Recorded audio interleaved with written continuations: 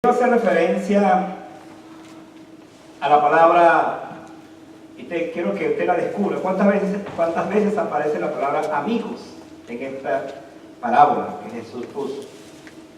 Leyendo el versículo 5, dice allí el pasaje. Y le dijo también: ¿quién de vosotros que tenga un amigo vaya a la medianoche y le dice: amigo, préstame 3 panes, porque un amigo mío ha venido a mí de viaje y no tengo que ponerme delante?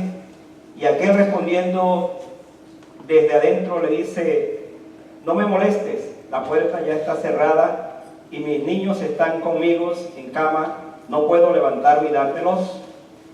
Os digo que aunque no se levante a dárselos por ser su amigo, sin embargo por su importunidad se levantará y le dará todo lo que necesita. Amén. ¿Cuántas veces aparece la palabra amigo? 4. ¿Seguro? 4 dicen 6, 4 dicen 5. Cuenten bien. Creo que son 5, hermano. Cuenten bien. Bueno, es una buena tarea, ¿verdad? Lo que quiero decir es que la palabra amigos en este pasaje se resalta una y otra vez. ¿A qué hora llegó el amigo? A la medianoche. ¿Quién se despertó a la medianoche? El otro amigo. ¿Y a quién fue a pedir el pan el otro amigo? Al amigo. ¿Y todos se despertaron? No, en la medianoche. Por eso titulamos el mensaje de hoy: los amigos de la medianoche. Yo quiero que usted piense mucho en este mensaje que voy a traer hoy, porque este mensaje va a tocar muchos aspectos de nuestras vidas y va a hacernos ver en este tiempo de motivación a la iglesia para ganar a los amigos la importancia que tiene nuestra dedicación a este trabajo que corresponde al Señor, que corresponde a nosotros a través del Señor. Vamos a orar. Padre, gracias te damos porque tu palabra vamos a traerla, vamos a presentarla en esta tarde, y oramos para que esta palabra sea palabra poderosa en nuestras vidas, palabra que nos edifique, palabra que nos levante, palabra que nos motive, pero sobre todas las cosas una palabra que nos haga crecer en el conocimiento de la necesidad que tenemos de que los amigos, aquellos que no tienen a Cristo todavía en su corazón, puedan tenerlo como resultado de mi trabajo personal. Te doy gracias porque tu palabra siempre vuelve con resultados preciosos, no vuelve vacía. Gracias porque tú nos hablarás en esta tarde. En el nombre de Jesús oramos y te damos gracias. Amén y amén. Yo no sé si usted ha tenido algún amigo que le ha visitado en la medianoche. Medianoche hablo, por ejemplo, de 1 a 2 de la mañana. No sé cuál ha sido su reacción. No sé si se levantó contento, si tuvo buenas ganas de levantarse a esa hora. Pero quiero hacerle pensar en esto porque esta parábola, que está en el contexto de lo que Jesús dijo en torno a la oración, llamada oración modelo, la oración del Padre Nuestro, aparece, por cierto, en este libro de Lucas, y es el único que la presenta. Si usted lee los demás evangelistas, no va a encontrar esa parábola, solamente Lucas la registra. Y yo pensaba en la importancia que tiene esta parábola dentro de la oración modelo, la oración que Jesús nos dejó.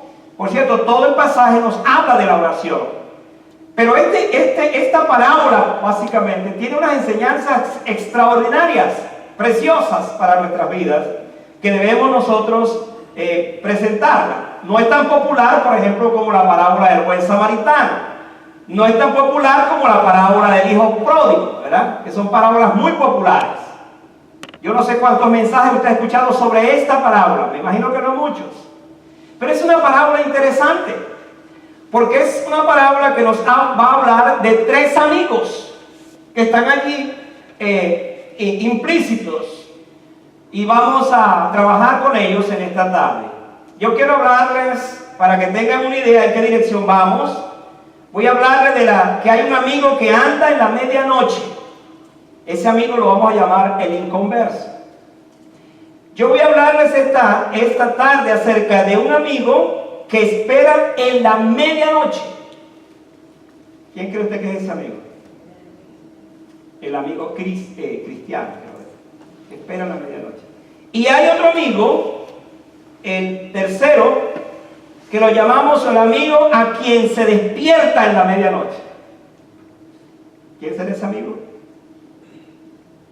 Vamos a decir que ese va a ser el amigo Cristo. Vamos a ver cómo trabajamos con este texto. Pues es un texto sumamente interesante que nos va a dar esa revelación. Y lo que quiero que usted tenga en mente es que en medio de esos tres amigos hay uno en el centro, que es el amigo cristiano, que va a hacer posible que el amigo inconverso encuentre pan y vaya al amigo Cristo para satisfacer su necesidad. Tengan en mente eso que vamos a hablar. Hablemos entonces primero del amigo de la medianoche, que anda en la medianoche. El amigo inconverso. Usted una vez en su vida anduvo en la medianoche, ¿se acuerdan? Usted caminaba en la medianoche de su vida y alguien le trajo a la casa de aquel que le dio pan, que le ayudó. Y hoy día usted es un cristiano, ¿verdad? Porque alguien le socorrió en la medianoche de su vida. El versículo 6 dice, un amigo mío ha venido. Vean lo que dice el versículo 6. Y allí nos ubicamos, porque, versículo 6, porque un amigo mío ha venido a mí de viaje, ¿y qué más? Y no tengo que ponerle delante. Hermanos, vamos a desglosar, vamos a literalmente a comernos toda esa palabra en esta tarde, para que esa palabra encuentre en nosotros sobre todo que abramos nuestro corazón para que nos hable de una manera especial. Lo primero que descubrimos en esta parte es que el inconverso es un amigo. Es lo primero, es un amigo, no es un enemigo.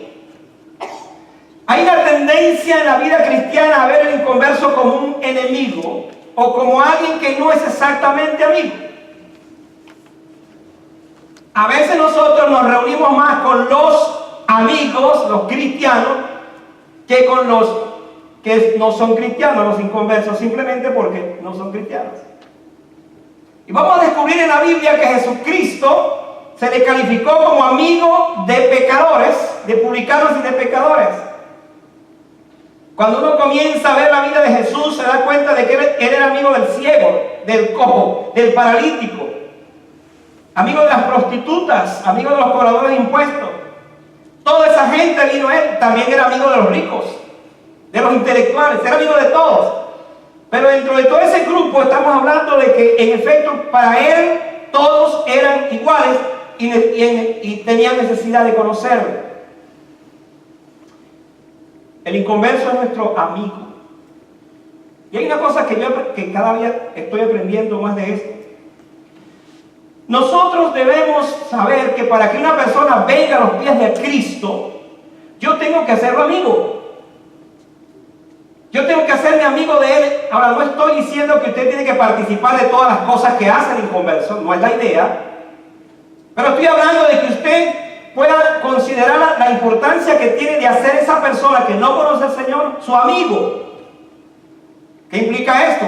Va a tener que escuchar las palabras que a veces ellos dicen que no son muy agradables, las actitudes, las tendencias, pero usted tiene amor por esa persona porque simplemente usted quiere que esa persona conozca a Cristo. Ese es un inconverso.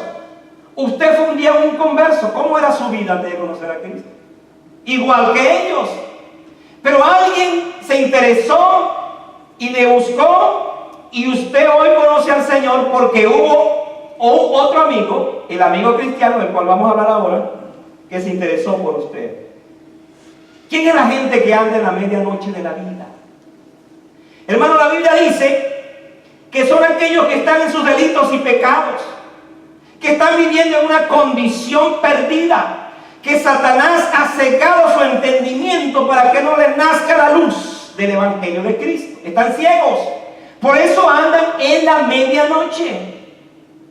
Por eso caminan en la oscuridad. Por eso andan en esa condición. Pero también, hermanos, este amigo viene de viaje. Mira las características. Es un amigo, pero es un amigo que viene de viaje.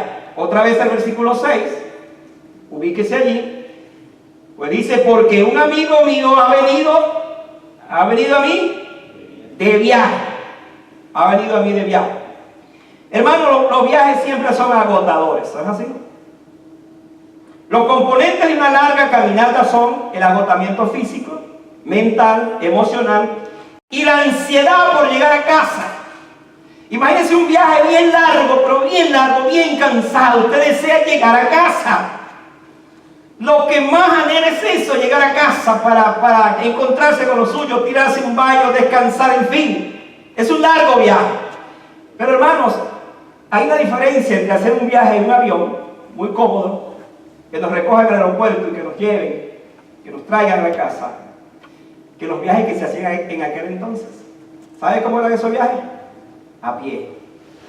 Eran caminos polvorientos. Muchas veces en el invierno, por supuesto, eran caminos llenos de lodo. Eran caminos donde a la persona se le acababan las provisiones, donde no había forma de conservar lo que se llevaba porque simplemente se acababa aquello. El visitante presagiaba cansancio, sed y hambre. Y hermanos, esa es la vida de un hombre sin Dios. Desde que nació se embarcó en un largo viaje de su vida. En su recorrido se habrá enfrentado con emociones encontradas. Si bien es cierto, tiene tiempo donde las alegrías y las risas pudieran llenar el espacio de su vida, también es cierto que las decepciones en su propia vida pudieran ser sus compañeros de viaje. Y mucha gente viaja y anda en ese viaje de la vida decepcionado. ¿Sabe cuál es el compañero de muchas de esas personas? La soledad. Irónicamente, la soledad como compañero de viaje. En el corazón de esa persona hay un vacío, porque está viajando, está cansado y no ha podido satisfacer lo que busca su corazón, porque está de viaje, está en esa condición. En fin, el amigo sin Cristo es un viajero dominado por el cansancio de la vida. Hay un gran vacío en su corazón que anhela, que busca, que espera ser llenado. Cuando usted conoció a Cristo en ese viaje de su vida, usted puede recordar los momentos que quería llenar su vida con muchas cosas y había en su corazón un vacío muy grande. Y allí estaba usted en el camino de la vida, en un viaje. Qué bueno que un día se topó con Jesucristo, se encontró con Él y ese viaje tan cansado usted encontró descanso. Y ahora usted puede recordar esos tiempos y decir, gracias Señor, porque en mi recorrido finalmente te encontré. En ese viaje finalmente te encontré. Así es el converso. Pero mira el versículo 5, ahora retroceda un poco, porque ese amigo es un amigo que está hambriento. No solamente es amigo, no solo está de viaje, pero es un amigo hambriento.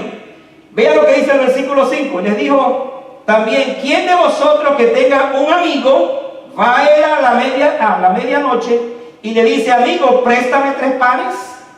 Porque un amigo mío ha venido a mí de viaje y no tengo que ponerle delante. Ahora, aquí hay un detalle que es sumamente importante. Y es que el amigo de la medianoche está hambriento.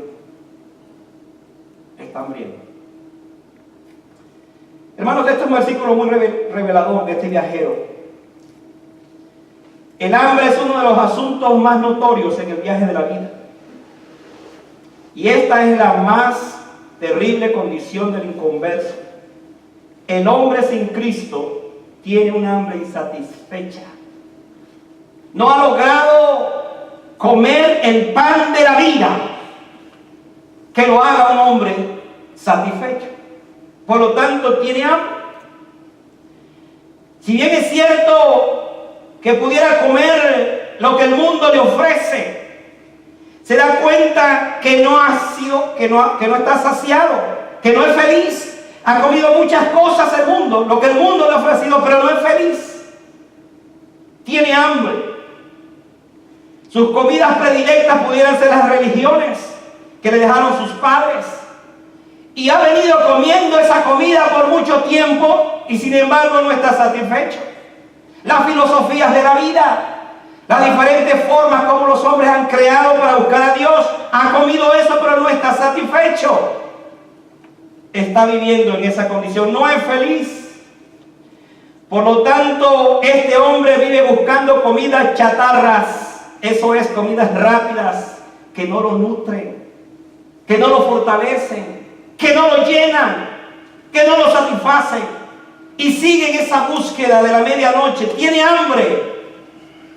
Amados hermanos, el amigo inconverso llena su vida con las algarrobas de este mundo, porque todavía no ha llegado a la casa del Padre donde hay abundancia de pan, porque no ha descubierto todavía que alguien vino del cielo como el maná de Dios para satisfacer su hambre. Como dijo el Señor, quien de Él come no tendrá hambre jamás. Así es el amigo inconverso. Tiene hambre. No ha descubierto todavía cómo encontrar para alimentarse de Dios. Hermanos, usted tiene que pensar en esta etapa de este mensaje, en lo que fue su vida como inconverso y en la condición que vive ese hombre o esa mujer, al cual nosotros tenemos que hablarle de lo que ya tenemos. Por supuesto, esto me lleva entonces al otro amigo. ¿Quién es el otro amigo? Hay un amigo que espera en la medianoche, es el amigo cristiano. Vamos a hablar de ese amigo. Vamos a hablar de nosotros. Nosotros somos esos amigos de ese otro amigo, que es el amigo inconverso. Vamos a ver. Primero, ese amigo, vamos a verlo en este contexto, comparte su hogar. Mire otra vez el versículo 6. Por eso le dije, vamos a exprimir ese versículo. Otra vez el versículo 6 dice, porque un amigo mío ha venido, ¿a dónde? A mí. Eso significa a mi casa, a mi hogar. Ha venido a mi casa. Esa frase significa, o pone en perspectiva, que el amigo cristiano recibe al inconverso en su casa. Estamos entonces hablando de que un hogar cristiano se convierte en la casa del viajero cansado, del que anda en el camino y abre las puertas para que entonces en mi casa, en su casa, él encuentre un hogar. Hermano, el inconverso no encontrará un mejor hogar en esta vida para ser feliz que el hogar de un hijo de Dios, que el hogar de un cristiano. No lo va a encontrar, porque lo ha buscado por todas partes y no lo encuentra. Pero por supuesto que cuando un hijo de Dios se le pone en el camino y le habla del amor de Dios y le dice, te invito a mi casa, y ese hombre se para de su viaje y ese hombre se alimenta de la palabra de Dios, entonces ese hombre va a satisfacer su real necesidad espiritual. Alguien dijo, hablando en ese contexto, hablando del amigo cristiano, de lo que debe ser el amigo cristiano, dijo esto: extiende tu mano y toca el alma al que anda hambrienta. Extiende tu mano y toca la vida que está deshecha. Extiende tu mano y toca al hombre que está angustiado. Extiende tu mano y da tu amor al que está solo. Extiende tu mano y da lo tuyo al que no tiene. Extiende tu mano y da luz al que está en tinieblas. Extiende tu mano al que está perdido. Somos nosotros, hermano. Nosotros los amigos del inconverso. Así fue al principio del cristianismo. El amigo cristiano no dice ser suyo lo que puede compartir con otro. La Biblia nos muestra al cristianismo como el hombre de la mano abierta, del corazón abierto y del hogar abierto. Al principio no hubo templos. Se dice que fueron 200 años después cuando hubo templos. ¿Dónde llegaba el inconverso? ¿Cuál era el hogar del inconverso? Por supuesto, el hogar de los cristianos. Por eso encontramos en la Biblia que Pablo dice, la iglesia que está en tu casa. Y habla en varias ocasiones de la iglesia que está en tu casa, de que tu hogar es una iglesia donde otros vienen para conocer al Señor. Pero además ese amigo, hermano, es un amigo diligente. El versículo 5 nos muestra eso. ¿Quién de vosotros que tenga un amigo va, dice allí, va a él a medianoche? ¿Qué significa eso? El texto no nos dice esto, pero es lógico pensar que el amigo que recibió al caminante de la medianoche interrumpió su sueño, se levantó. Se levantó porque llegó aquel hombre cansado del camino. Venía en esa condición. Hablamos entonces del amigo que intercede por la salvación del que está perdido. Hermanos, los hombres que se salvan en el día de hoy son aquellos que han sido alcanzados primero por una oración de un hombre y una mujer que de rodillas clama por él, pero que a la vez convierte su casa para que esa persona venga y se encuentre con Jesucristo. Se levanta, no se incomoda. Hermanos, tenemos que reconocer que nosotros vivimos vidas muy cómodas y nos cuesta muchas veces pensar en ese hombre que anda en la medianoche. Tenemos que levantarnos. Tenemos que ponernos delante del Señor en la brecha, como decíamos estos días en nuestros devocionales. El amigo cristiano es diligente. Bien sabe él que no podrá estar tranquilo mientras hay hombres afuera clamando por el pan para satisfacer su alma. No está tranquilo. ¿Sabe una cosa que me impresiona también de este pasaje y de este versículo? Dice que dice, no tengo pan para darle. A mí esta frase me impactó mucho en este mensaje. ¿Sabe por qué? Porque, hermano, el amigo cristiano no tiene el pan en el sentido de lo que significa que el único pan al cual tiene que buscar lo tiene el amigo Cristo, lo tiene Dios. Si bien es cierto, tiene la palabra, pero estamos hablando en el sentido de que ese pan es la salvación. No solamente la palabra es la salvación. Y hermano, yo no puedo salvar a los hombres, y usted tampoco. Por lo tanto, tengo que levantarme y buscar el pan para darlo. Ahora, piense un poquito en esto. Dice el texto que fue a pedir, ¿cuántos panes pidió? 3 panes.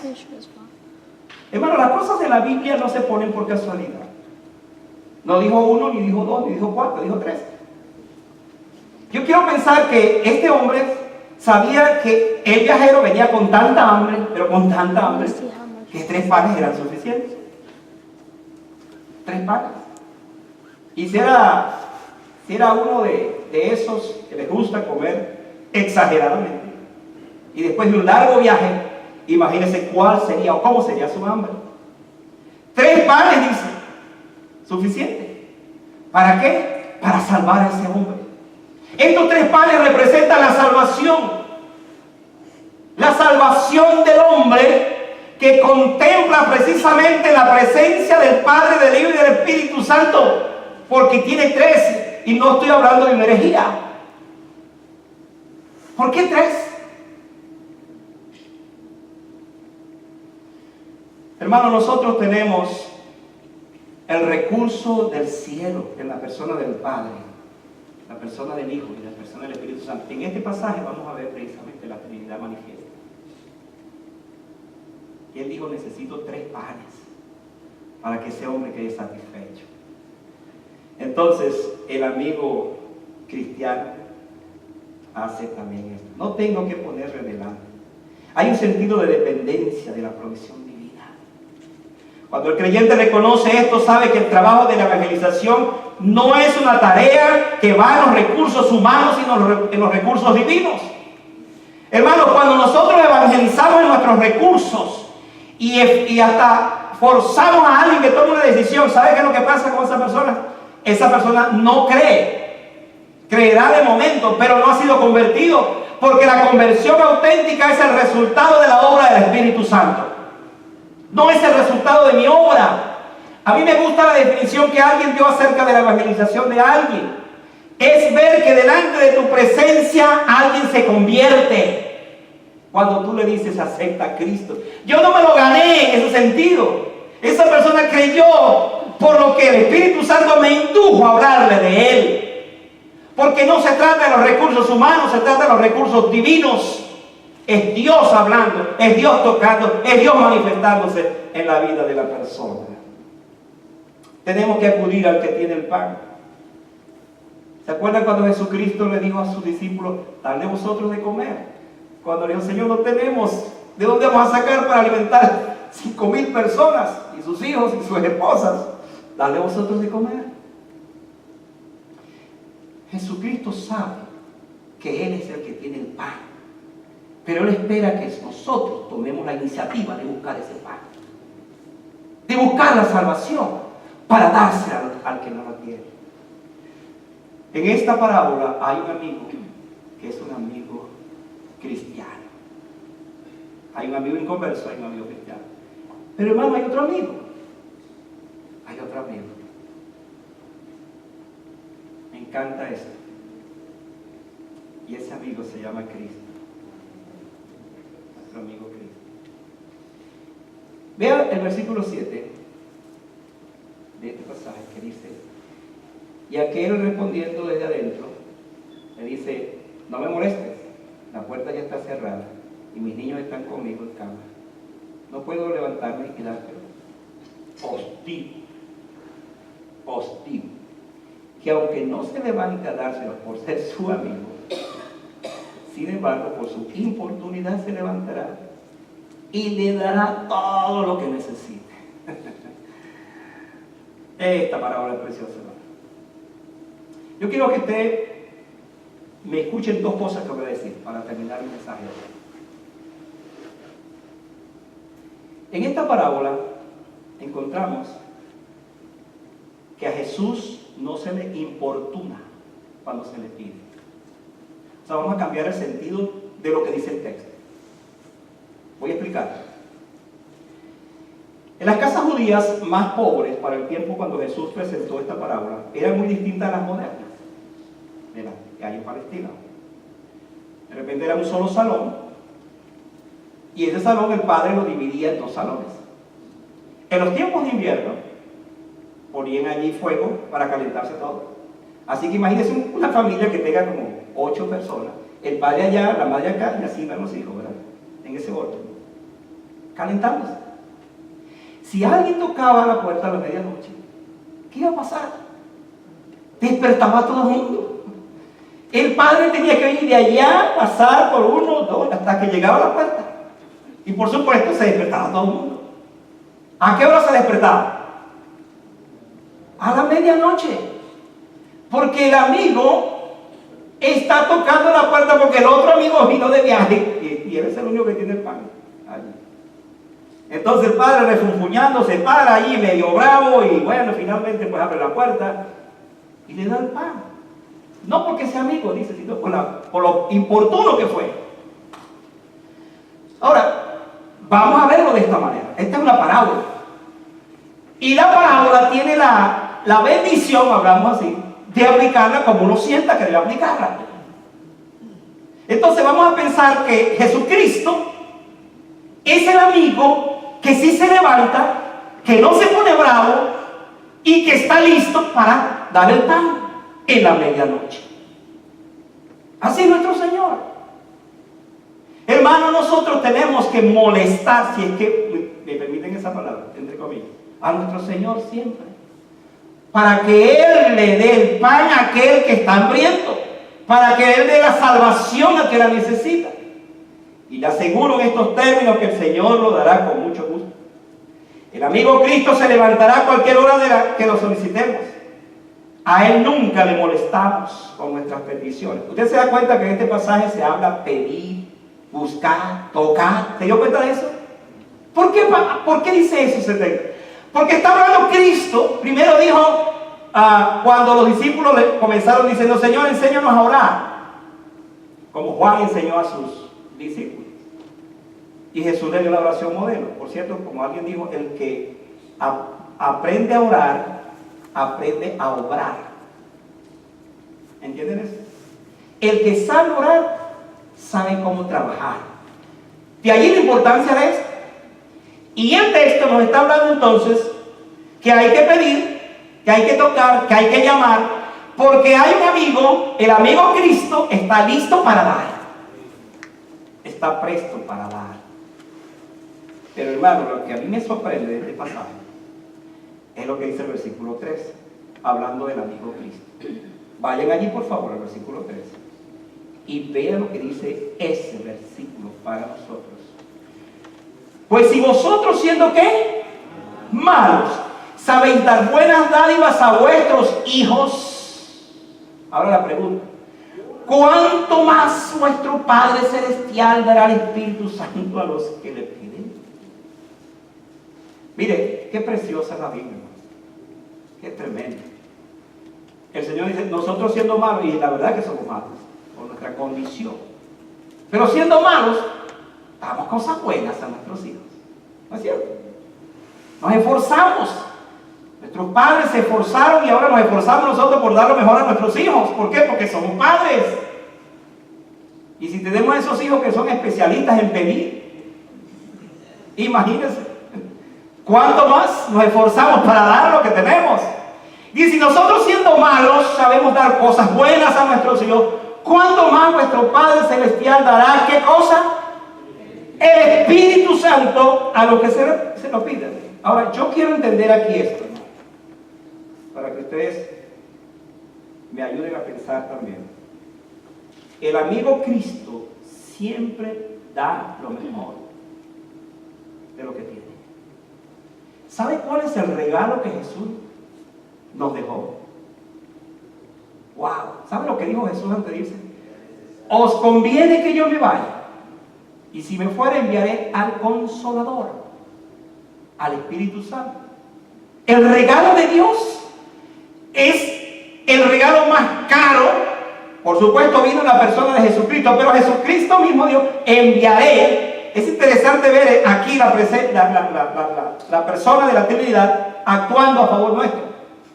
Y aquí dice que Él, en efecto, nos dará eso. Lo que el hombre necesita, hermano, o más necesita, no es dinero, aunque si lo tenemos pues bueno.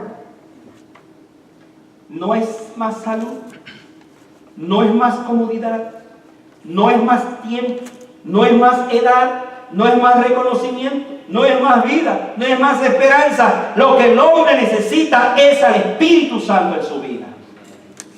Y si el hombre tiene el Espíritu Santo en su vida, tendrá salud, tendrá dinero y tendrá el resto de las demás cosas de su vida. ¿Por qué Jesucristo menciona esto aquí, en este pasaje? Le dará el Espíritu Santo, porque, amados hermanos, la vida cristiana, para que tenga sentido, es la vida que vive bajo el Espíritu Santo. ¿Qué dice al respecto de eso?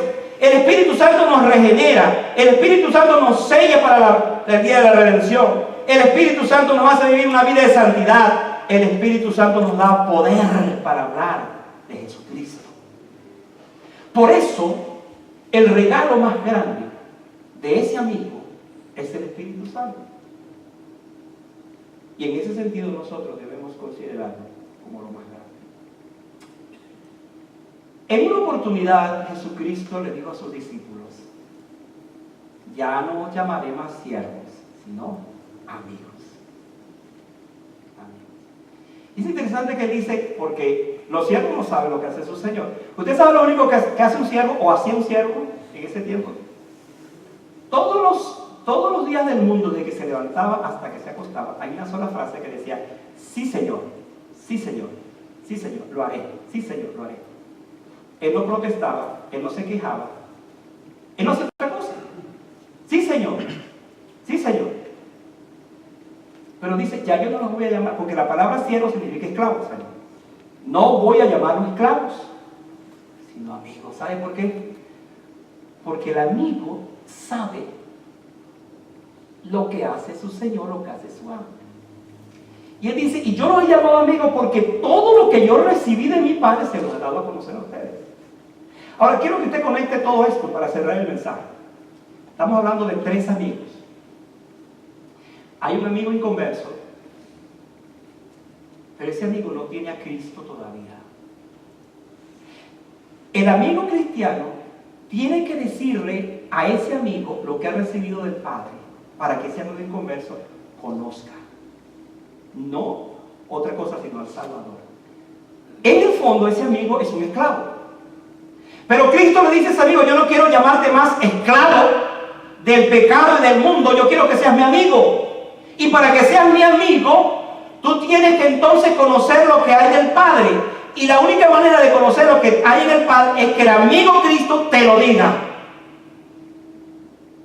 Te lo presente. Hermanos, usted y yo tenemos una responsabilidad muy grande con ese amigo. Cristo le dijo a sus discípulos y le quiere decir a todos, ya no quiero llamarlos más esclavos. Porque el único hombre que es esclavo es el que está atado al pecado, al mundo y a sus pasiones, etc. Sin embargo, la sangre de Cristo, su Hijo, nos limpia de todo pecado. Y limpia a ese amigo de todo pecado. Pero para que eso sea una realidad, nosotros tenemos que ir a ellos. En esta parábola tenemos el encuentro de los 3 amigos. Los amigos de la medianoche. Se encontraron. No de día. Se encontraron en la medianoche. ¿Por qué? Porque un amigo que venía de viaje los despertó. Al primero, quiero decir al segundo, al cristiano, y luego él fue donde tenía que buscar el pan, porque no tenía que ponerle en la mesa. ¿No le parece interesante, hermanos, que el Señor nos haya escogido a nosotros como los amigos para que le hablemos a ese amigo? Y que busquemos la fuente del amigo Cristo para satisfacer la necesidad de los amigos. Gloria a Dios por eso. No hay amigo como Cristo, dice la canción. Jesucristo es nuestro amigo, porque primero fue nuestro Salvador. ¿Sabe por qué? Dice que el amigo su vida da, y Él dio su vida por nosotros para que seamos sus amigos. La pregunta final para que oremos es, ¿entiendo yo la responsabilidad que tengo como cristiano de que esa persona que está allí afuera, que no está aquí con nosotros, debe escuchar, mejor dicho, debe ser alimentado con los 3 panes? Con los 3 panes. Debe ser alimentado. Nosotros tenemos los 3 panes en nuestras vidas. Si quiere, póngale el nombre, la presencia del Padre, del Hijo y del Espíritu Santo en mi vida, para darla a conocer. Se la pido al Señor, y el Señor entonces se la da. Vamos a estar de aquí para que oremos al Señor.